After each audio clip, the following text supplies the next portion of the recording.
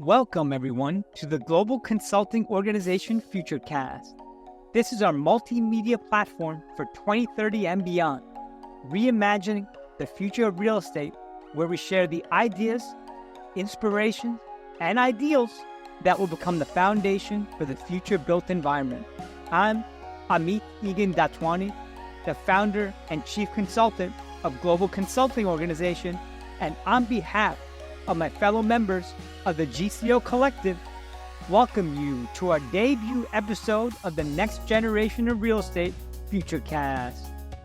I'm super excited about today's conversation that has been generously sponsored by Aon, one of the world's largest insurance providers.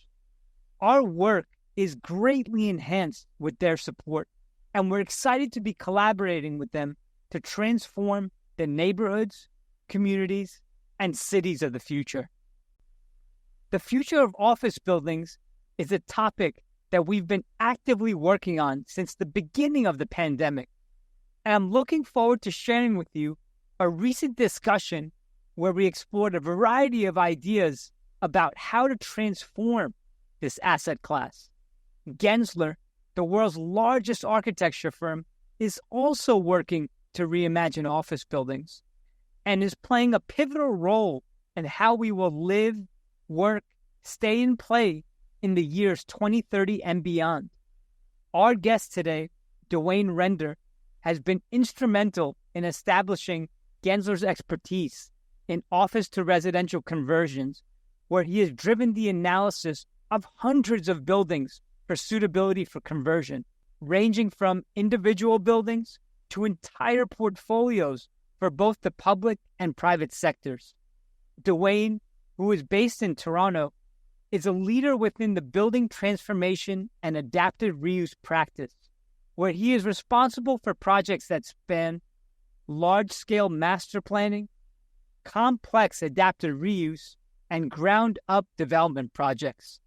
Listen to part one of our discussion as we take a deep dive into a wide range of topics, starting with the whole work from anywhere concept to the groundbreaking algorithm created by Gensler to convert office buildings to residential, the transformative work that the firm has done for the city of Calgary, and finally, the potential impact that their work may have on transforming the neighborhoods, communities, and cities of the future. Duanne, good morning. Happy Friday. Great to see you. Thanks for joining us. Good morning, Amit. Thank you so much for having me. It's an absolute pleasure and really good to be talking to you. It looks to me that that's not a home office that you're in. To me that it's a Friday and you are in the office. It is indeed. I'm based in our Toronto office in downtown, in the core. Traveled in happily on the subway this morning, and quite frankly, I love working from the office. It's just a better space. You know, the way we work just makes it conducive to be around people, quick discussions, learning from each other.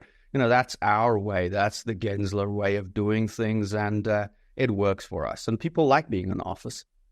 You mentioned you enjoy that collaboration. What is it, and what was it like for you during the pandemic when you didn't have that experience of being around your colleagues? To be quite honest, in the beginning, especially in the beginning, it was tough. From a technology point of view, we were very well set up to be able to, at a drop of a hat, work remotely. And just it was really just supported by the way our organization has been structured for many, many years, the way we work across offices and so on. So technically speaking and functionally speaking, it was easy. It was fine. The challenge for us from an interaction point of view, from sitting next to a person, being able to quickly have a discussion around a project, to sit around a table, to be able to, in a good old-fashioned way, put pen to paper, all of those things disappeared. And because we are a design firm, getting together around a medium, whether it's a computer screen even, or like I mentioned, a piece of paper on a table, it just gives you the ability to very quickly iterate in a way that, at least at the beginning of the pandemic, was pretty difficult.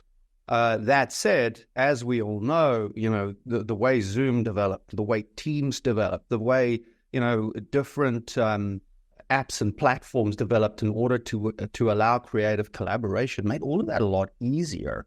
But I still believe, and we still believe, that there is no substitute for being together in a space, because you just interact differently. You get a feel for people from a point of view of, their body language. Do they really agree with kind of the point of view that you're voicing? Do you generally work? You generally do work better, at least we believe, in a face-to-face situation. Definitely from a collaboration point of view. Duanne, in terms of collaboration, I'm curious to know Gensler's experience with what you described as to how you were already set up to manage such difficult challenges during the pandemic. How did that experience help your clients? That's a great question, and your listeners can probably hear my voice. I'm smiling from ear to ear, because some of the comments that we got from our clients very early on, within the first few weeks, was that you guys didn't skip a beat. It was absolutely seamless. We continued delivering at a very high level of quality, at a very high level of pace, where a lot of our competitors just weren't able to, because a lot of our competitors, especially smaller organizations, were just not set up to work remotely. And, the fact, like I mentioned, the fact that we've got over 50 offices across the world, and the fact that we cross-collaborate on a daily basis between practically all of these offices, being able to access the best expertise, be it from China, be it from, choose a city, be it from Austin, be it from London, be it from San Francisco, whatever the case is, that is what enabled us to, just keep going, because it wasn't really that different to us. It really wasn't that different to the norm, different to, we were working with our colleagues all across the world remotely, using certain platforms, and the only thing that really changed was we were sitting at home. Now, that doesn't get rid of what I mentioned earlier about the value of being in office and being around people, but from our client's perspective, we didn't skip a beat. And now, 4 years on from the pandemic, prior to the pandemic, you had a certain setup where you were in the office 5 days a week, or were you or some of your fellow employees using that remote option? We were in the office 5 days a week. Obviously, with the exception of when somebody was ill, we absolutely allowed them to work from home if they felt okay to do so. But for all intents and purposes, we were in 5 days a week. And how's that shifted now? So we very quickly, when the pandemic eased, we very quickly went back to 3 days a week, then scaled up to 4 days a week, and we are going to go back to 5 days a week relatively soon. And, even from a point of view of looking at the attendance in the office, people see the value in doing that, in being here, being around all of their colleagues. And, just like I say, based on the attendance, people are enjoying it. People are finding the value in that. And it's also great to be able to separate your work life from home life. So at least in our industry, and this is not a one size fits all. I'm not trying to say that everybody should be doing this, but it works for us and it works for our industry. When you're consulting and advising clients, different industries have different setups and have different needs, to your last point. What are some of the ins and outs of the design process that you're advising on or you're looking on to determine what type of setup could be the most appropriate for that specific client with regards to this idea of employees wanting to work from home as an option? So I can say relatively, I wouldn't say little, but I can say I can give you a limited view because my day-to-day expertise and at least the focus of my work isn't as much workplace. So we could always hook you up with another one of my colleagues in order to talk about this a little bit. But what I can tell you is that there is not one size fits all, like I mentioned earlier. Different organizations have different needs and work in different ways.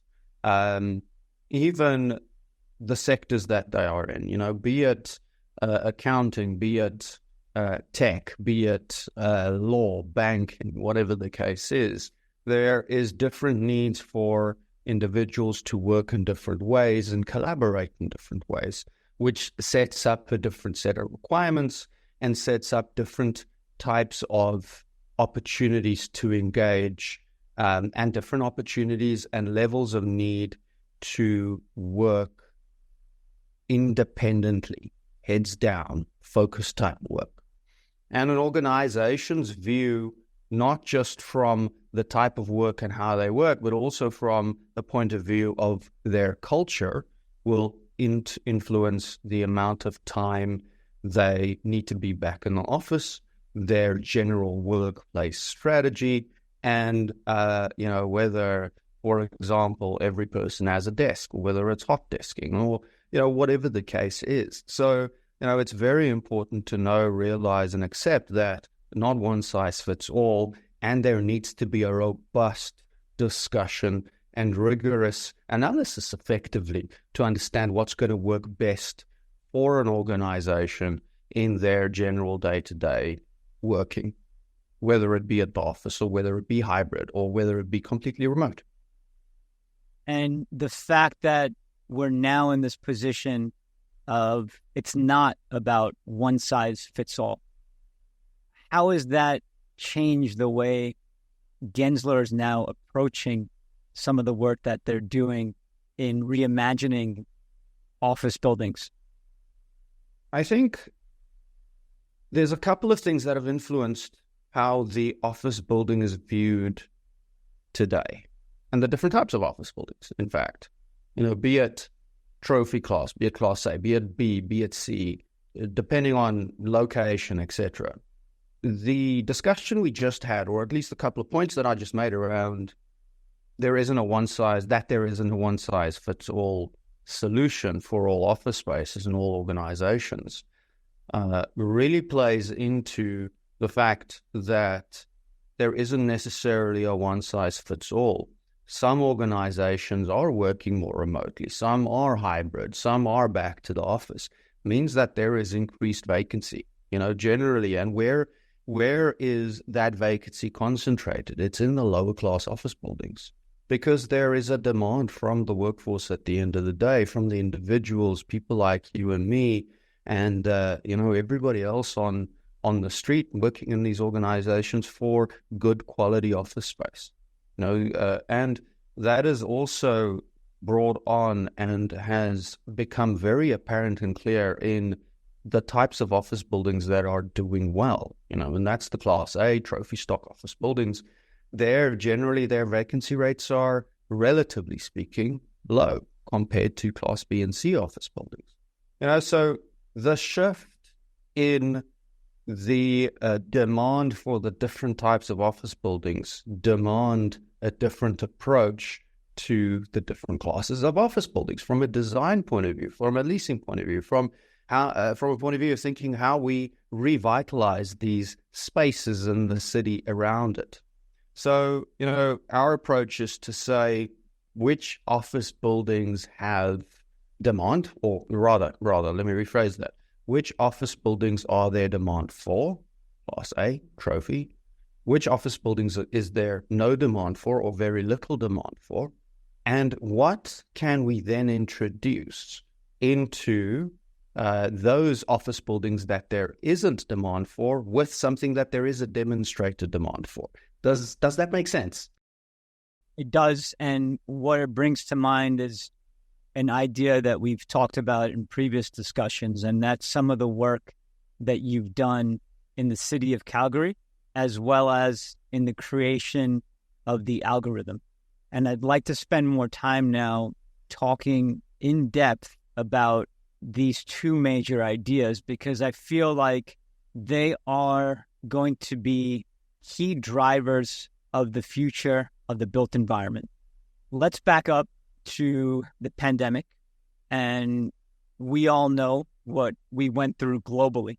And from my eyes, the way I see it is it was an opportunity for us to shift our consciousness in a way that how is it we could potentially lead our lives in such a way that happiness was at the forefront and is at the forefront of our existence. Tools like the algorithm, for me, help us to achieve that. And bringing it back down to the nuts and bolts, the built environment, they help us to reassess and readdress the highest and best use of specific buildings. Can you talk about how the idea of the algorithm came to life? Absolutely. I like, before I get into the algorithm, I just want to say I like the way you phrase the pandemic, or at least what the pandemic brought on from a point of view of putting more value on the quality of life for people to want to improve the quality of their lives. There's a couple of different factors, of course, that play into that. And I like to think, call it the silver lining of the big pandemic cloud, is that the pandemic accelerated some of those things. And even though there is, we are currently, especially in relation to office building vacancy rates and so on, going through, quite a tough time. It's quite a bit of pain that we're facing. But I like to think, and I like to be optimistic. And generally, I'm not a seriously optimistic person. I like to think of myself as a realist. But in this case, I like to think that we're going to see some great improvements in our cities in the coming years.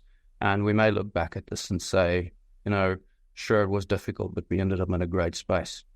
So coming back to your question about the algorithm. So at the beginning of 2020, before the pandemic hit, we were having discussions with our clients. Generally, sentiment in the market was there may be a recession coming. Things may be slowing down. So at that time, we started chatting to our clients, and with Gensler being a research-based firm, as you know, your listeners may not know, we have what we call the Gensler Research Institute, and the Gensler Research Institute does a lot of work and a lot of research into different things that affect what we do, and we like using and rooting the majority of the work that we do in those facts, in the research that has been done. So, that being said, we started speaking to our clients, and we wanted to know from them what were the primary things, or at least the top of mind elements that were keeping them up at night. What were the issues that was top of mind, and how could we help potentially to solve some of these problems? And, many items came up, many issues came up, many concerns came up, but generally the consensus was that the most pressing fact was the rising vacancy rate in office buildings, particularly in your Class B, Class C type office buildings, your lower classes of office buildings, depending on the city that you're in. When you had these conversations with clients, what type of clients were they? Were they your mom and pop owners who've had a couple Class C buildings in their portfolio that they bought in the 70s and 80s for double digits per square foot? Were they your owners that were institutional level owners that had portfolios or multiple portfolios across the United States? Or was it even global companies that had properties that they owned around the globe? It was a combination of pretty much all of the above. from global property owners, developers, local developers, property owners that really function in individual cities. And if I remember correctly, quite a number of, I wouldn't say mom and pop type property owners, but proper family-owned portfolios that consisted of, I don't know, let's say 6, 7, 8 buildings. So there was a range. And generally, as you can imagine, the feedback and the opinion was reasonably varied, coming back to the point of what I was mentioning, that there were various different concerns, but across the board, and especially in the larger property owner developer circles, looking across their portfolios from Class C all the way to Trophy, the concern was concentrated around the Class B and C.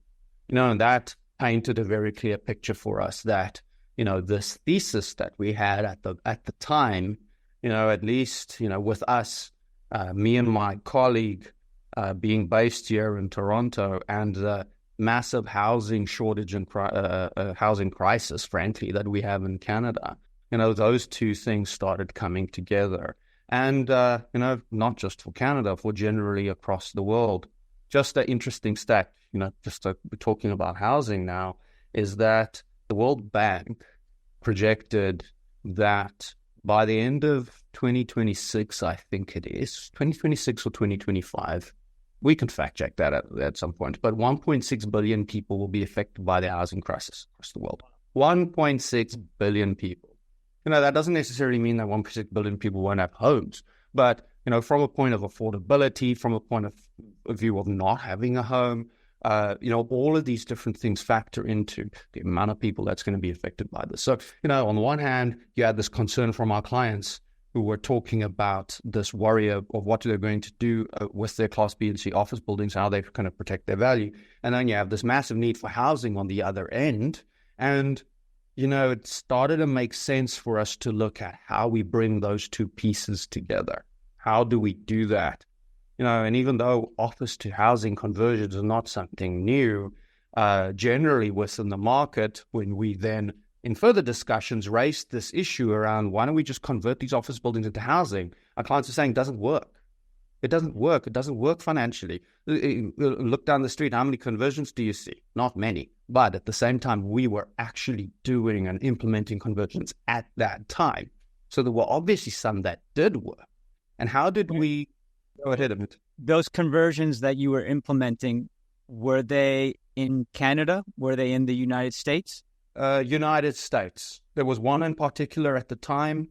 You may know it, maybe not. Some of your listeners who potentially live in Philadelphia, Franklin Tower was one of them.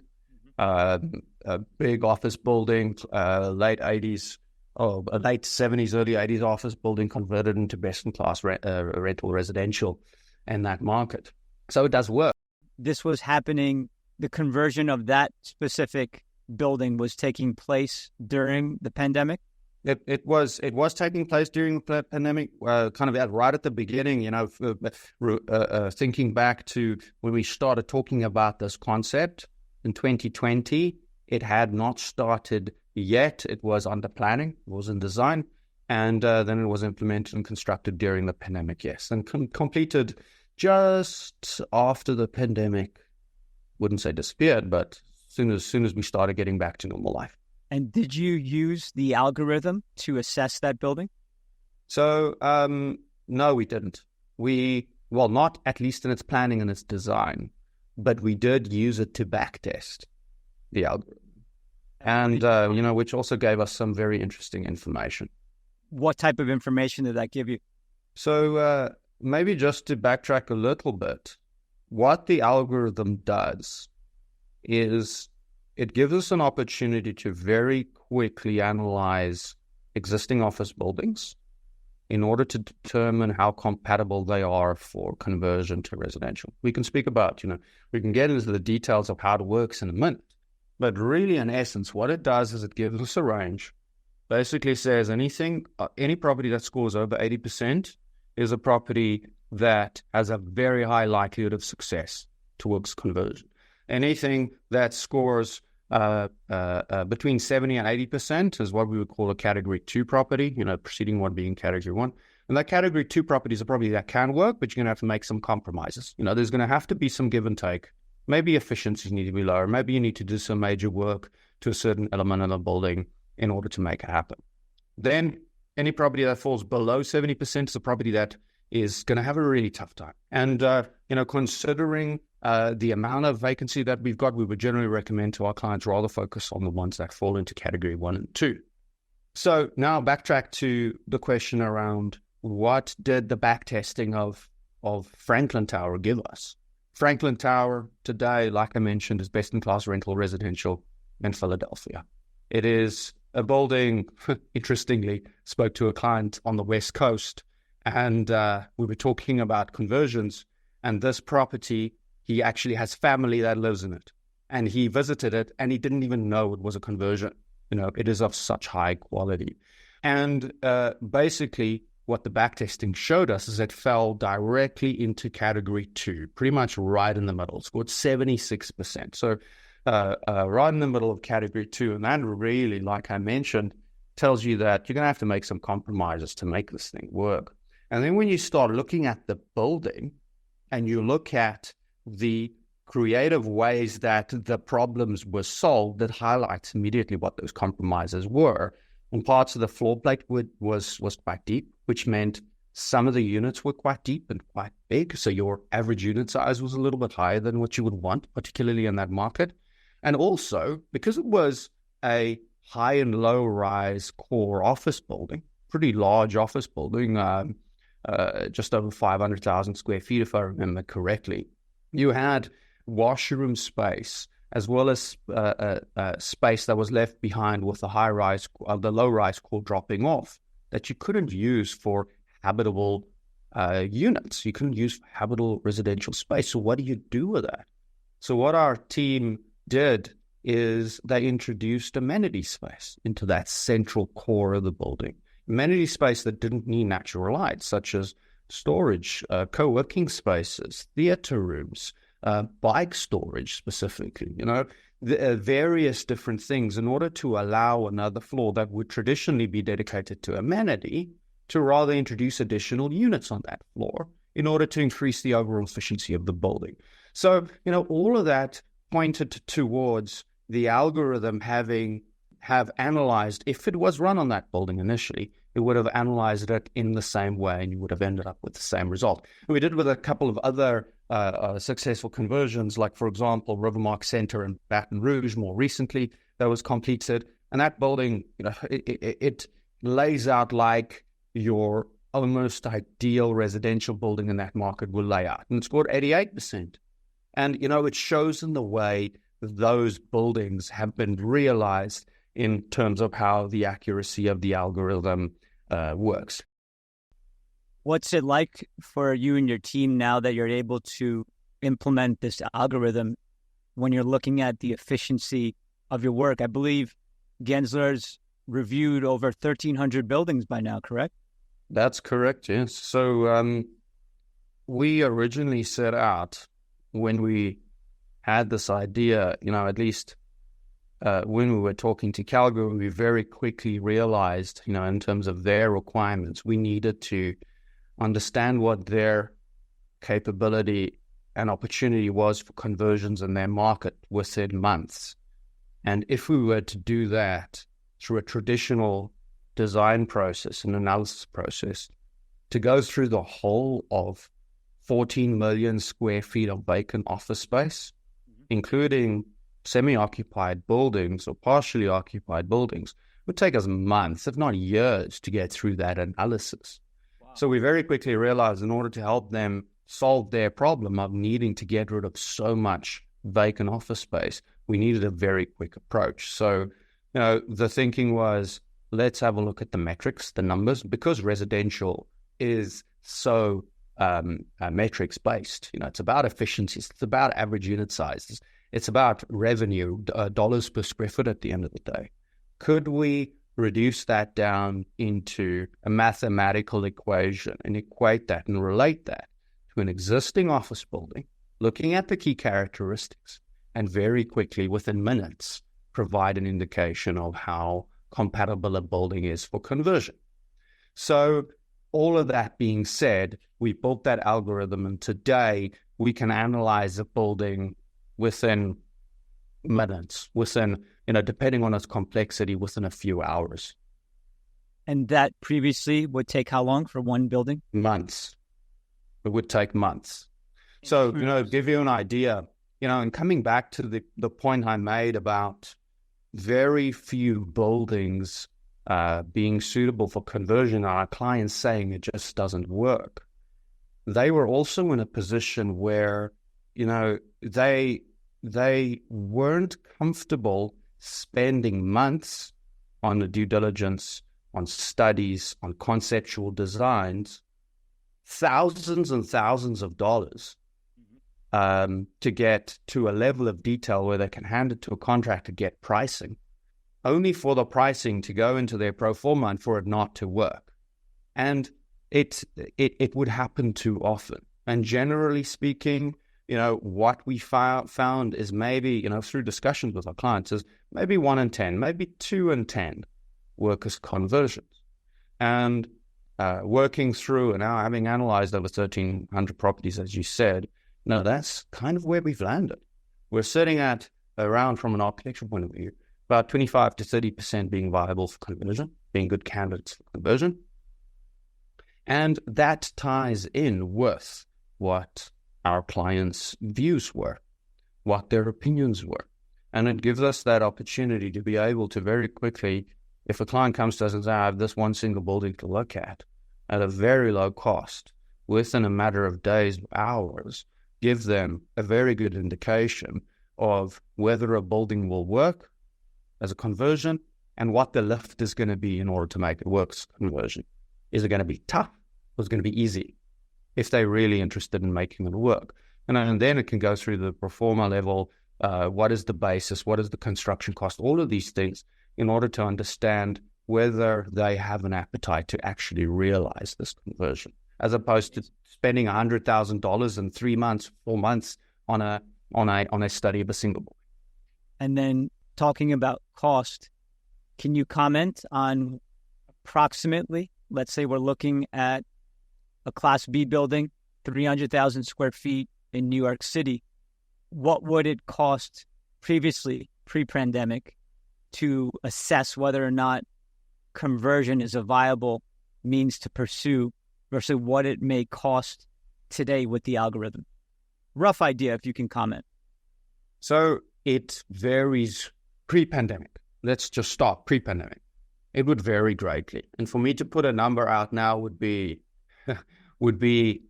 dangerous. It would be dangerous because it can vary greatly depending on the building. We have to look at the building. But what I can say, it would...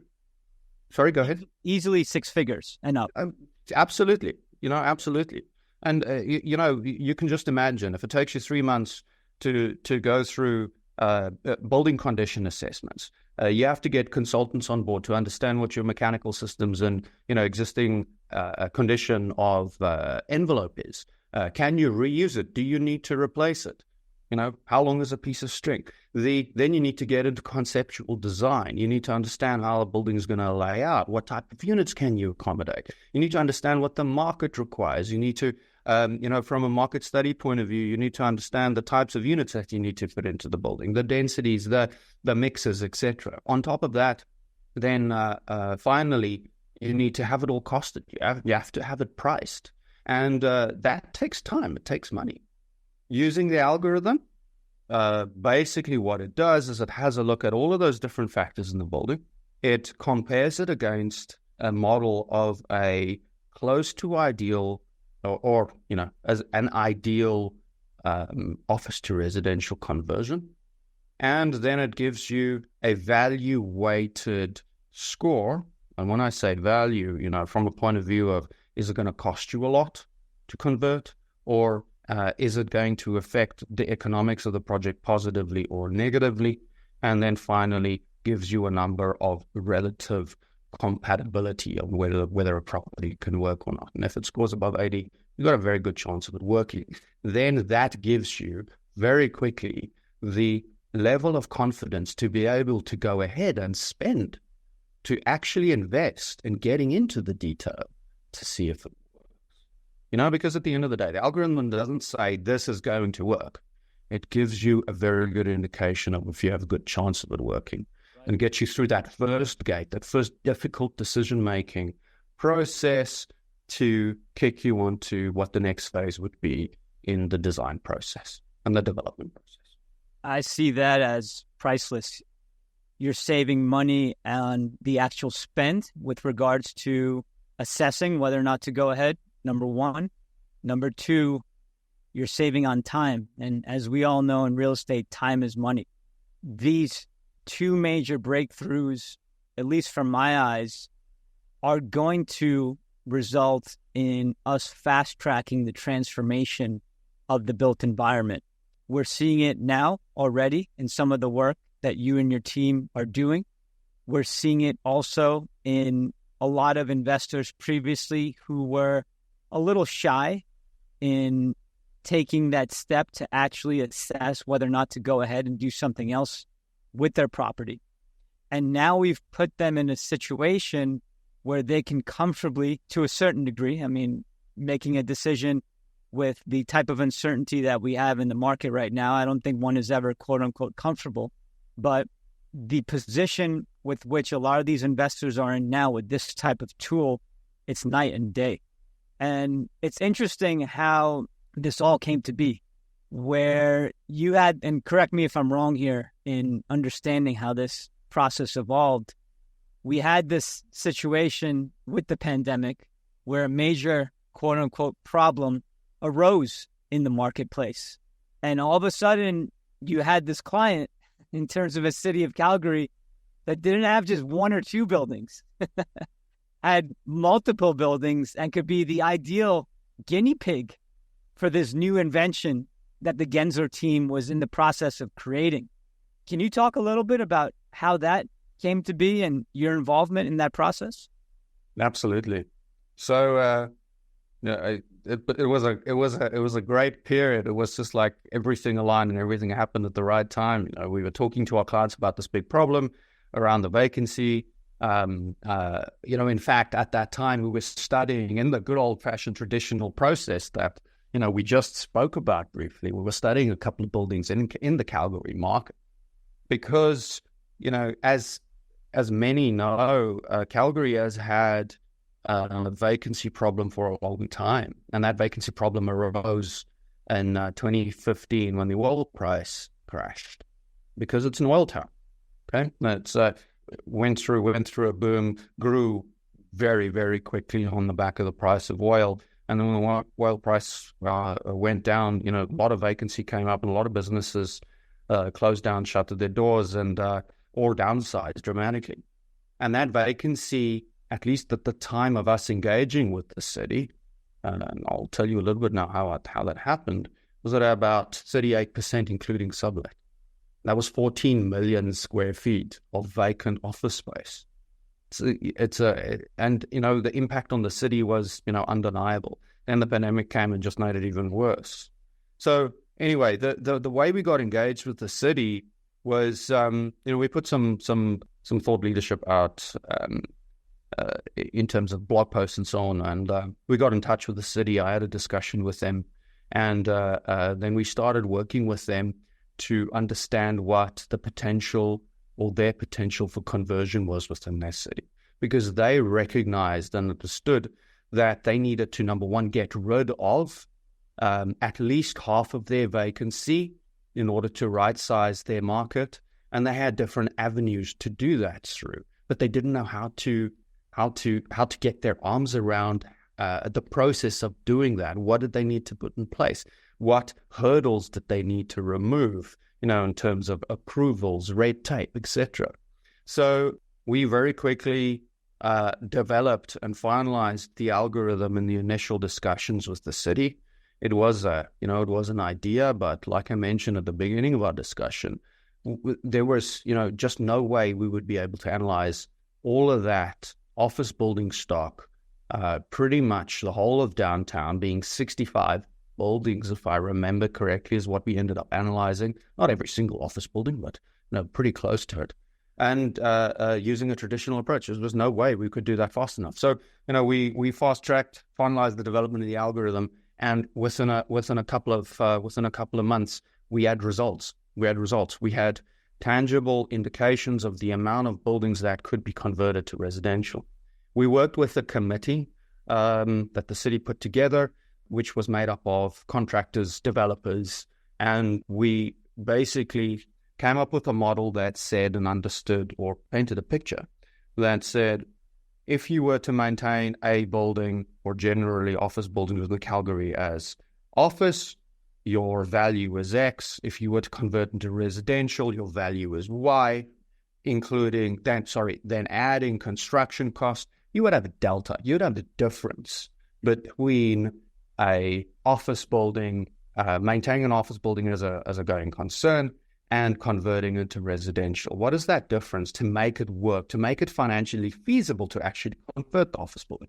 So there were a number of buildings that the algorithm showed didn't need any help because they were so well compatible. And then in order to get to a point where the city was able to hit their target of getting rid of at least a quarter of their vacancy through conversion, we needed to fill the delta. We needed to help. We had to create some sort of an incentive in order to allow that to happen. And that came in a combination of things. First of all, it ended up netting out to $75 a square foot in grant funding that the city provided to a developer or property owner that had a building that qualified as a office to residential conversion.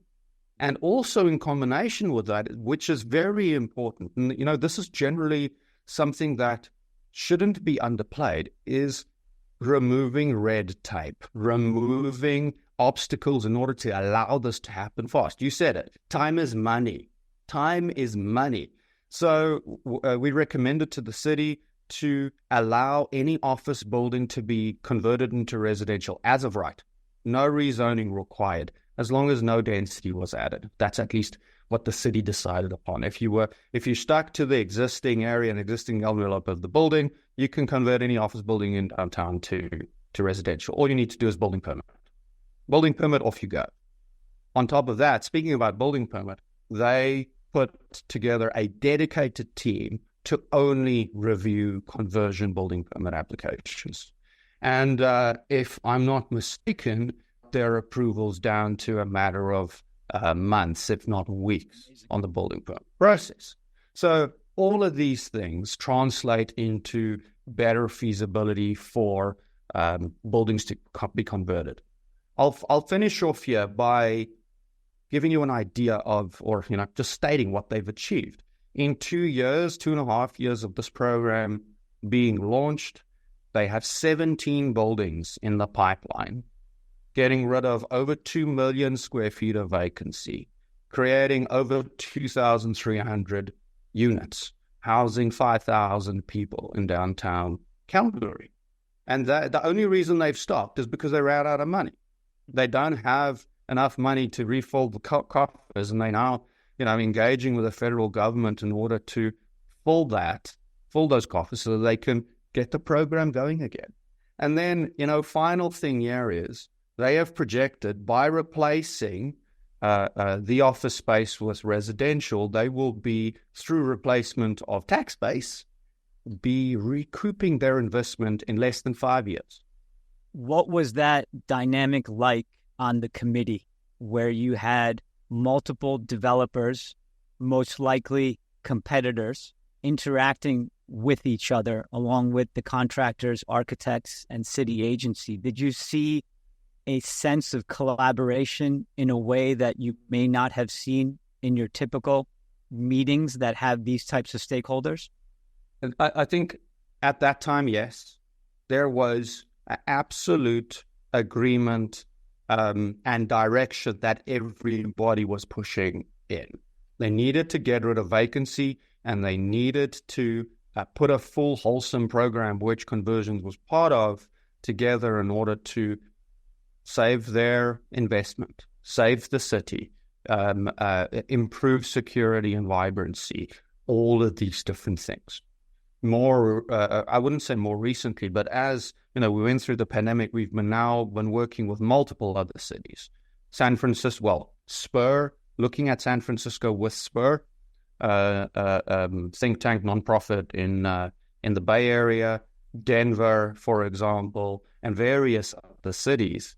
And as a lot of cities and a lot of developers and property owners go through this process and understand what is going to be needed in order to make it work, we're seeing a lot more collaboration.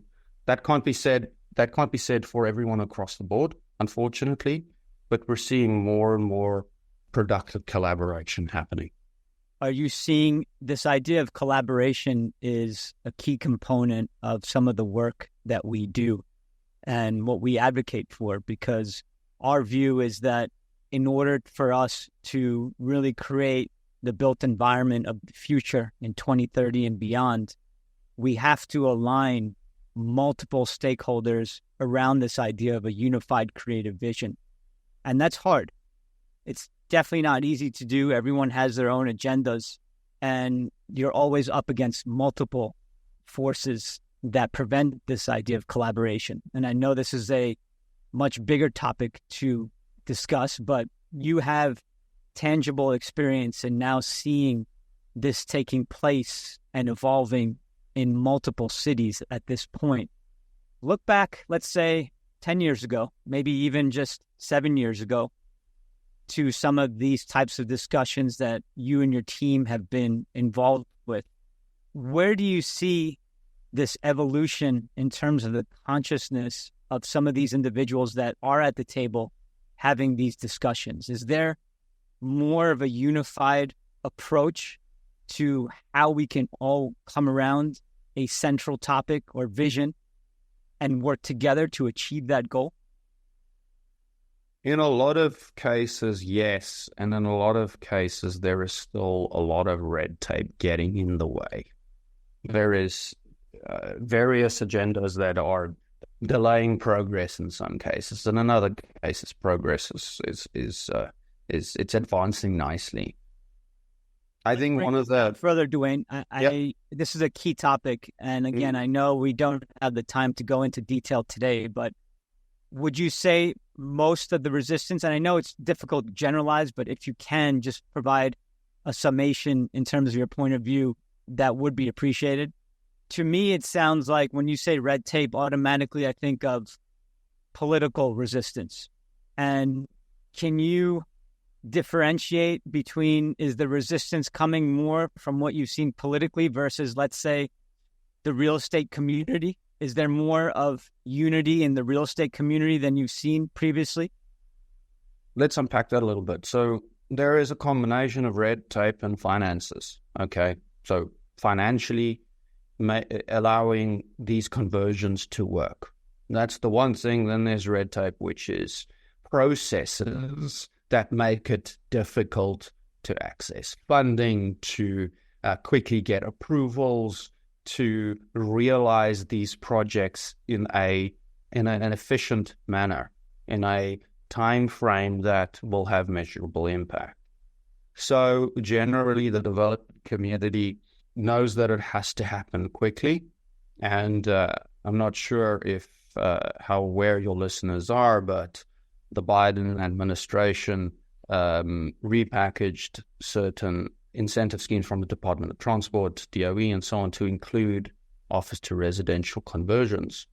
Now, while at its surface it seems absolutely fantastic, it's still very difficult to access funding from processes, from a point of view of the process in order to get your hands on the funding may take up to 18 months, maybe more, maybe less. But that in itself is a massive hurdle for, the current crisis, immediate at the moment that we're facing. Rising vacancy rates, which is affecting existing office building values, directly affecting office REITs that many people are invested in, affecting value. We can talk about this at length for quite a period of time, but it's It's number one, there needs to be a willingness on the one hand. There needs to be then an assistance and collaboration between cities, governments, and the developers in order to realize this, because it isn't only one party's problem. We have a vacancy problem. We have an opportunity to create an enormous amount of housing, but there needs to be collaboration and assistance from all parties in order to make that happen.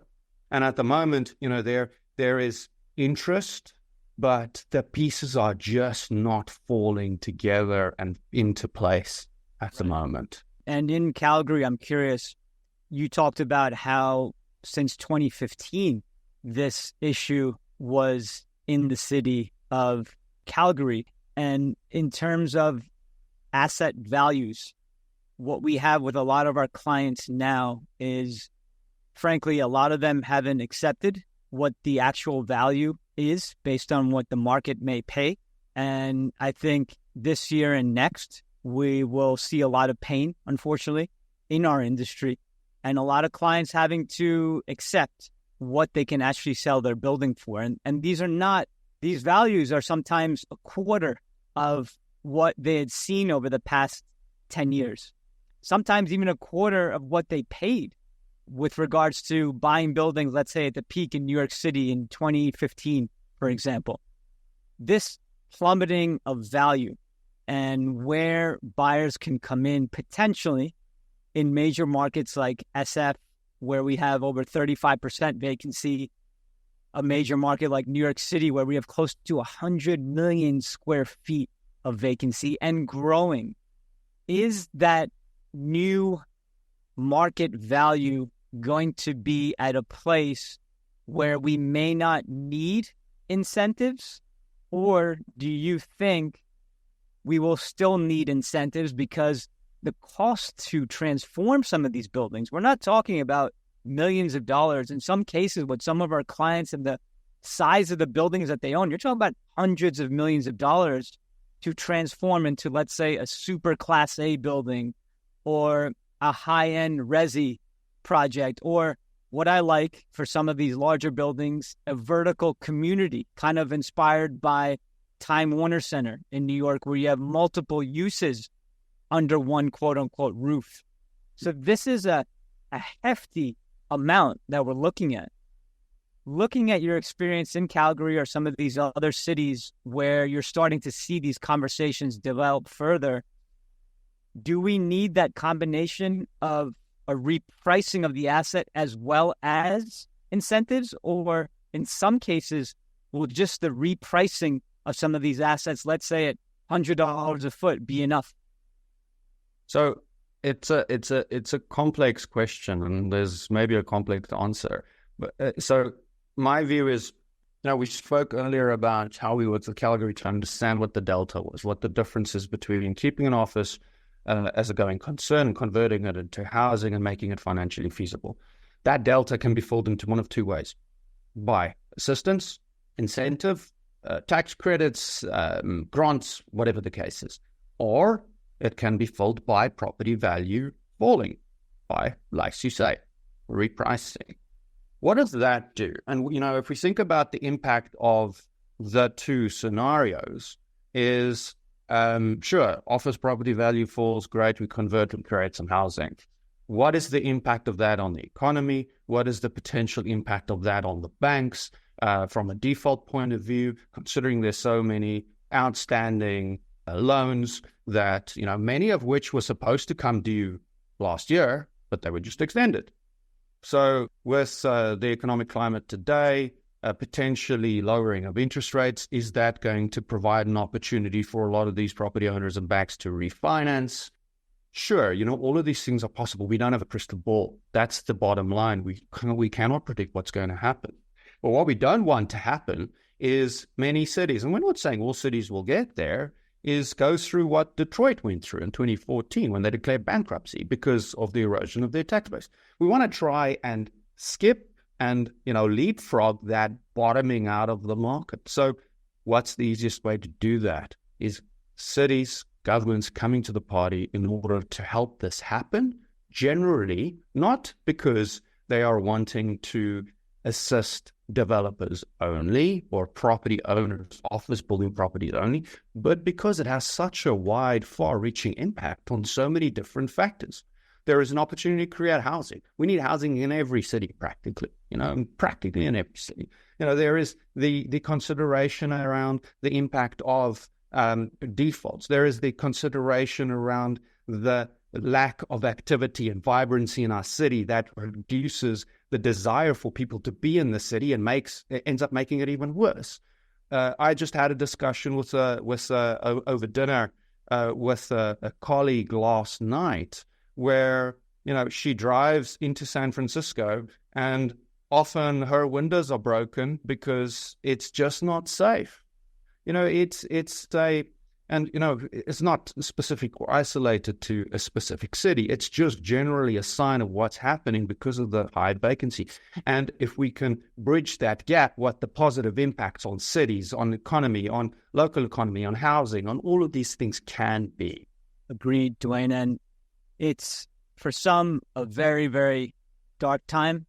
I like to look at it as one of the greatest opportunities we may ever experience in our lifetimes to completely reimagine and transform the built environment with the work that you and your team have done with the algorithm and allowing us in the real estate industry and providing us with a tool to do so.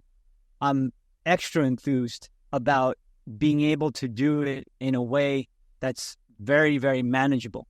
And with the work that you and your team have done with the city of Calgary, I think we haven't had enough time to dive into a lot of those details today.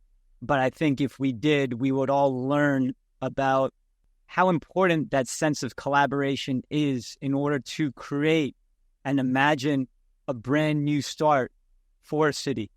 And I hope that we will get a chance to connect again, because there are a lot of ideas I would like to discuss with you around a topic that we're providing and we're creating and we're talking about with our clients, and that's the idea of central living districts, as well as another idea where we're talking about commercial branding within the scope of office buildings, because what it's going to take is completely brand new ideas and a whole new way of thinking in order to reimagine the future.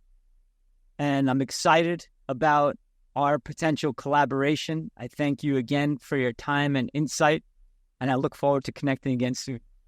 Thank you very much. It's been an absolute pleasure. Looking forward to chatting again. I thank you for tuning into today's FutureCast and taking into consideration some of the ideas, inspirations, and ideals that we believe will become the foundation for the future built environment. Let's take this once-in-a-generation opportunity and use it to supercharge vacant office buildings into the live, work, stay, and play development projects of the future. Cheers to 2030 and beyond.